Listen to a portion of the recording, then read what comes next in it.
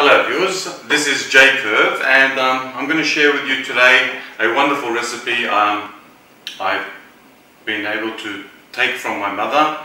It's an eggplant and lamb casserole. You'll find when you're cooking casseroles to try and limit the amount of main ingredients because of the sauce's strength. You need to really concentrate and bring out the flavors of the two main ingredients, which are the eggplants and the lamb, which always work so well together. First and foremost, as I do almost every week, I'm just going to, I like to mix vegetables inside the sink on occasion, or just use it to wash. Take some lambs out. I use the 4/4 chop. I love this chop for barbecues as well. It's got a high degree of fat within the red meat, as you can see, and it really brings out a lot of flavour. And I like to keep the bone in for this particular dish. I think nearly every culture in the world has a saying that basically means meat is tastiest on the bone. I know the Turkish people do, and I know the English people do. Okay. Now the lamb's all diced, ready to go. I'm going to work on the eggplant now. What's rather important with the eggplant, and look, it's always important to keep your rubbish at bay when you're cooking. There's nothing worse than the kitchen looking like a hurricane hit it when you finish cooking. I've often said the most important ingredient for a good meal is a clean kitchen while you're eating it. I mean, even if you can't see the kitchen, just the knowledge that it's there and it's just dirty and you've got, you know, a laborious task after a wonderful meal to clean it can ruin any meal. I haven't seen a cooking show express that before, but for me it is the most important ingredient. If you're wondering what I'm doing now, it's another little trick I learned from my mother. I just like to take sections of the peel away. This serves for many reasons. It serves in flavour as well, and it also helps to keep the pieces more rigid or stronger as you gently stir it. As you know, when you've cooked eggplant, it becomes rather soft. So we're going to keep these pieces rather large, and they do shrink a little in the stove. So we'll prepare the eggplant now. And as I said before, the eggplant will absorb a lot of oil if you cook it with oil, so let's cook it beforehand. And also you may want to cut in different angles. The effect of that is actually increasing the surface area. And an increase in surface area means more area can hold sauce when you're eating it.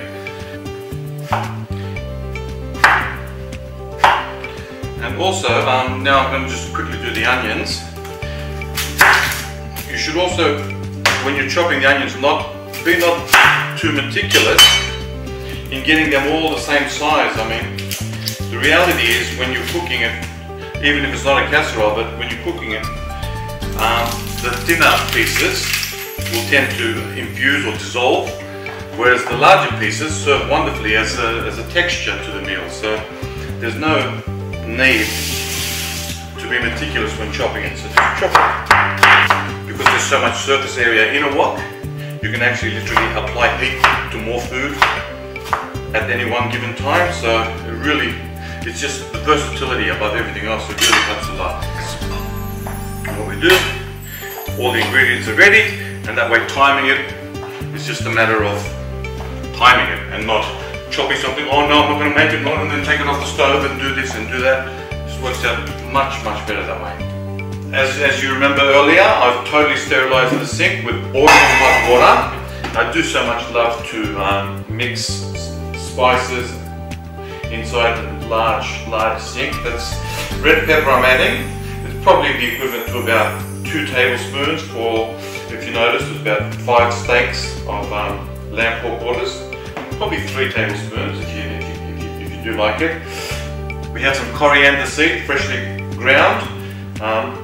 You can get the ready ground ones, but with coriander seed particularly, it's very important because it's very aromatic to grind it yourself.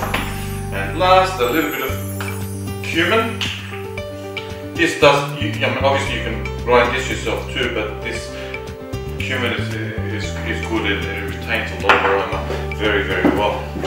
So just mix that all together. together.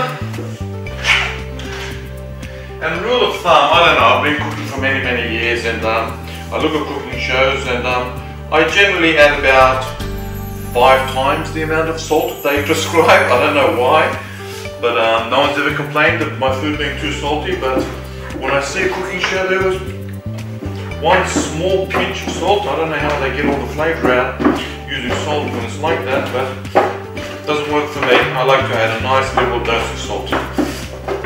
Now we're going to go to the stove. As I said before, I love cooking with a wok, and this is the pot we're going to put it into, and then we'll put the sauce in there, and that way when you cook them separately, then you cook the sauce separately as well, and so you put them all together and then you just let them simmer together, and that way there's less stirring that needs to be done and less damage and bruising to the wonderful eggplant. So we've got that now. If you like to cook or fry even with olive oil, as many people do, because the flavour is spectacular, you wouldn't notice, like in the last 10 years the world realises that it's not good for frying. But there's a peculiarity about oils in that whenever you mix two, you generally increase their burning temperature. Okay. Onions and lamb to go. We'll add them just a little at a time, just to make sure it doesn't sweat and it browns nicely and evenly. The oil is ready to go. Let's cook some lamb.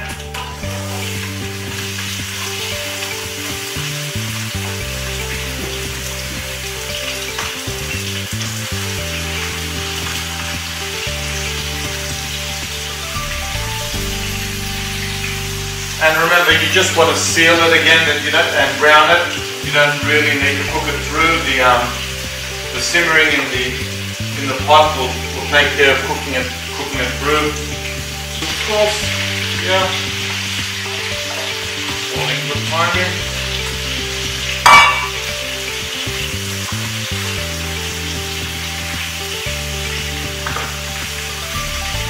The lamb is almost cooked. Not cooked, but perfectly brown and sealed. Put it into our pot. And now for the eggplant. Now I did tell you twice that the eggplant shouldn't be cooked in oil. There's obviously a little residual oil in there, but that's just wonderful flavour.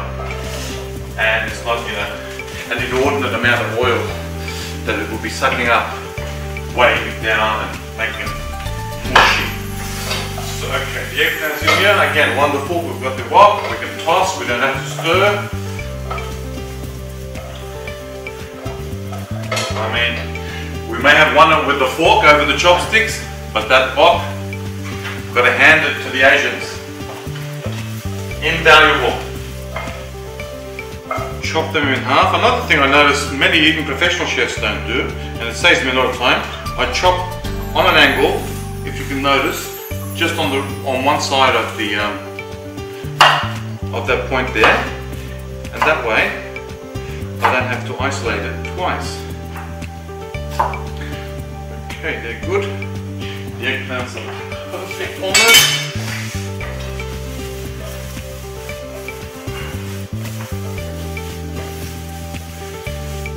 Still a little firm.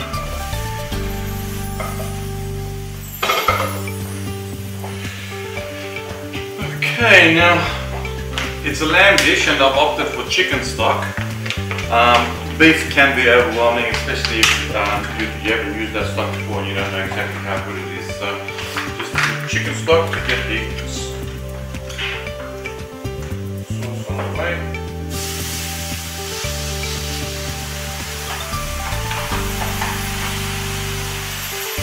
And the tomatoes.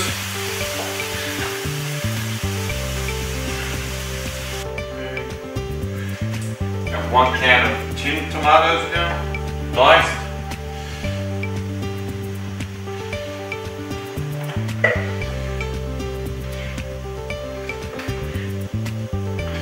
What you can do is also just use a very basic Italian sauce that you'll find in any supermarket. Instead of adding too many tin tomatoes and get that. It's pre-cooked, so it really does save you a lot of time, and you really won't notice the difference in taste if you make it fresh, not easily. Nonetheless, okay, so we've got that casserole cooking. I'll bring the camera over here shortly, just so you can see that. Now, I've made a large amount because my sister, who is doesn't live too far away from me, loves this as well, and as a kind gesture to her, I'm going to make her a little bit, but she likes more spice in it, so for her, it's the red paprika alternative, well not alternative, but addition. I'm going to add some red cayenne pepper to spice it up for her, and that will be one of her favourite dishes of all actually. So, one of the last ingredients to add before we let it simmer and cook is tomato paste. What I find this is great for is it gives that tanginess, but also with the bolognese sauce as well, for example, if you find you've got puddles of oil or something, this seems to be able to dissolve it and remove those puddles of oil, but obviously you've got to put it in soon enough that it doesn't overwhelm the flavour, because obviously tomato paste is not a wonderful flavour unless cooked through. But it also gives it the richest red colour.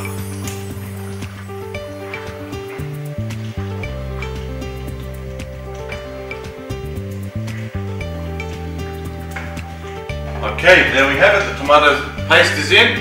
It's simmering nicely. The colour is turning a nice deep red. We'll give it a few more minutes of just lightly boiling.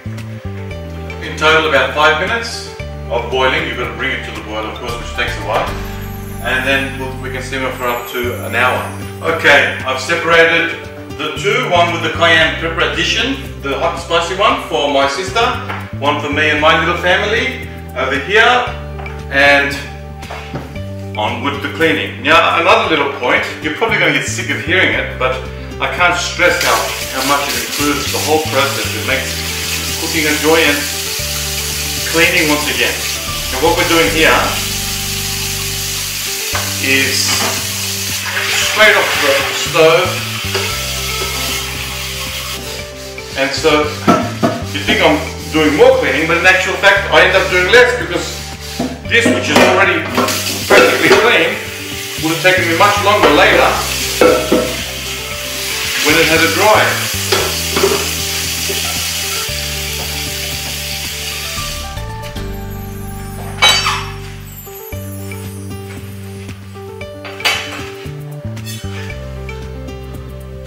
And the cleaning's finished. We have a clean kitchen, wine, a little bit of jazz. Hey darling, how you going? What's cooking? What's cooking? Yeah. Come here. What's this? What's what? Oh yes! I love. What is it? It's eggplant and lamb casserole. I love that. Good. I'll move off with your homework, darling. Just got a little bit left to go. Darling. Okay, I hope you enjoyed that, and I hope you enjoyed the meal more so. That is the wonderful, I suppose, Turkish-inspired lamb and eggplant casserole. One serving suggestion, I suppose, watermelon or red grapes with the meal, and of course, don't forget, fresh, beautiful bread.